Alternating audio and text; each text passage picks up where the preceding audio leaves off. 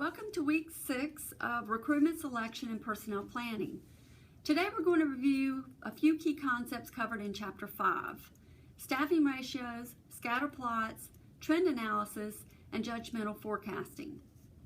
Turn to page 121 in your textbook.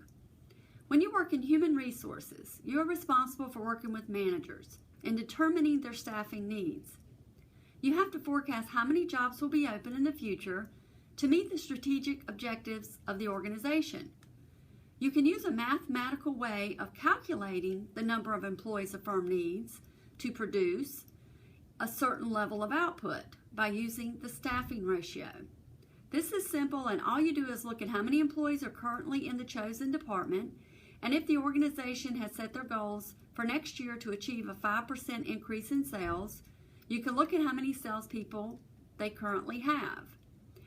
They have 100 and they want to increase sales by 5%, so you would determine that an additional 5 salespeople may need to be hired to meet this goal. You could also use a scatter plot to see if there is a direct correlation between an increase in sales and additional salespeople based on historical data.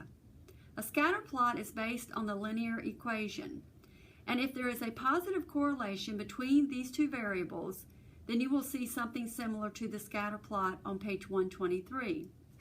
If there is a negative correlation, then the line will be left to right sloping downward.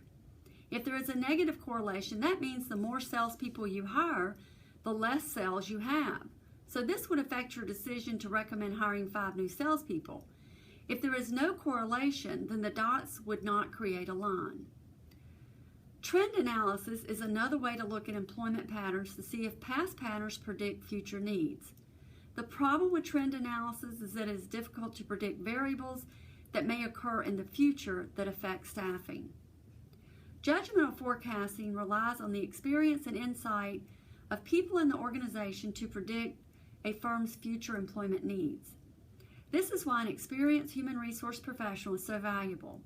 If they have worked at the organization for the past 5 or more years, they can make forecasts and then analyze them based on not only what happened in the past, but why it happened, and make adjustments to ensure a better forecast in the future.